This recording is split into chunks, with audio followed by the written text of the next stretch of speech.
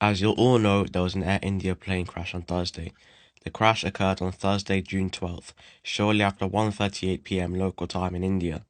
It was Air India flight AI-171, a Boeing 787-8 Dreamliner, which had just taken off from Ahmedabad, India, and was bound for London Gatwick Airport in the UK. The aircraft's last moments after takeoff and plunged into a residential area, specifically hitting a medical college in hostel in Ahmedabad's Meghalaya area. The latest reports indicate a devastating toll: 241 people on board the aircraft, 229 passengers and 12 crew members died in the crash. There are also reports of at least 29 casualties on board, including medical students who were in the hospital's dining area and bystanders, meaning the death toll was around 270. In what has been widely described as a miracle, there was one sole survivor, 40-year-old British national Vishwas Kumar Ramesh. He was seated in seat 11A near an emergency exit. He suffered burn injuries to his hand and other non-life-threatening injuries, and has recounted his harrowing experience of seeing fire bodies around him before managing to exit the wreckage. He was travelling with his brother, who sadly died. It's been reiterated that this plane type rarely crashes, but it had also been said that it is an engine failure that caused this. Scary stuff. Reform UK, something which I often talk about, has received a new chairman after Zaya Yusuf left recently. He is called David Bull, and has interestingly reversed some of the standard rhetoric we hear on immigration by reform. He allegedly said that immigration is the lifeblood of this country and we are an island of immigrants. That isn't something you'd hear from Reform normally, and in fact sounds more indicative of the Labour Party.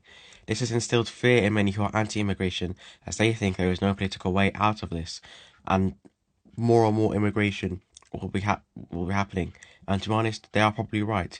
This has shown that Reform is perhaps more like other parties than what was previously thought, where they aren't really that bothered about the working class and just want to get into power and make Farage and co rich, and they'll do that any way possible, even if that means they were to try and appeal to everyone. If Reform were to double down on this pro-immigration narrative, we might see the creation of a new party, or even civil war-like violence by those who want their own way. That happens to be exactly what we've seen. Pockets of such violence have been rife this week, and in general, especially since the Southport riots this summer. The most prominent and concerning outbreak of violence this week occurred in Ballymena in Northern Ireland. Violence erupted after a peaceful march related to an alleged sexual assault escalating into a significant disorder. A crowd largely composed of young people set several houses on fire and pelted police with projectiles. The police service of Northern Ireland reported that 17 officers were injured over 2 nights of rioting. Police used water cannons and fired rubber bullets to disperse crowds. The violence has explicitly been linked to an anti-immigrant sentiment and misinformation. Some politicians have stated that immigration has strained the town, and some residents reportedly put up signs identifying themselves as British or Filipino in an attempt to avoid being targeted. Police condemned the violence as racist thuggery and stated that social media agitators were fueling the disorder. This unrest in Ballymena draws on Northern Ireland's complex history of street disorder and sectarian tensions, though in this case, immigrants appear to be a primary target. There has been an assassination in Minnesota this week. Melissa Hortman, aged 55, a prominent Democratic state representative and former Speaker of the Minnesota House of Representatives, was tragically killed in her home. Her husband, Mark, was also fatally shot.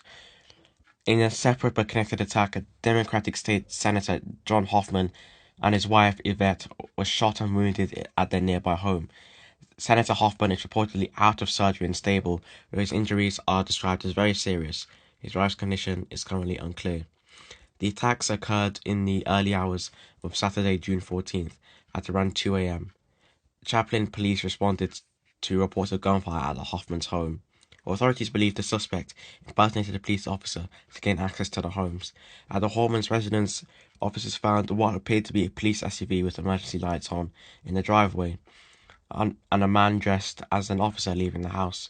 When confronted, the suspect immediately fired upon the officers, who exchanged gunfire. The suspect then retreated back into the home before fleeing on foot through the back. We don't know who the suspect is, but he was most likely a far-left person, as no King's flyers were found in the suspect's car. No King's protests, generally opposing President Trump, make this clear, and these were planned across Minnesota for Saturday. The Minnesota Patrol urged the public to not attend these protests out of an abundance of caution, the organisers in some areas stated that they would proceed. Trooping the colour, or the King's birthday celebration took place on the 14th as well. His Majesty's decision to participate fully in the parade was seen as powerful, considering he's still receiving cancer treatment. This was a closely watched appearance, underscoring raw resilience during his health challenges. A minute's silence also took place for the Air India crash victims. There were also senior royal officers on parade who wore black armbands as respect for their victims and their families. King Charles and Queen Camilla travelled in a carriage from Buckingham Palace to Horse Guards Parade, a change from King Charles riding on horseback due to his ongoing treatment. According to lip readers who analysed footage of King Charles and Queen Camilla in their carriage, there was a discreet conversation, allegedly, according to some sources, about Prince Harry. Obviously, the King's actual birthday is in November. This is just when the celebration is. Do you think the conversation with Prince Harry has any deeper meanings? What do you think? See you next Sunday.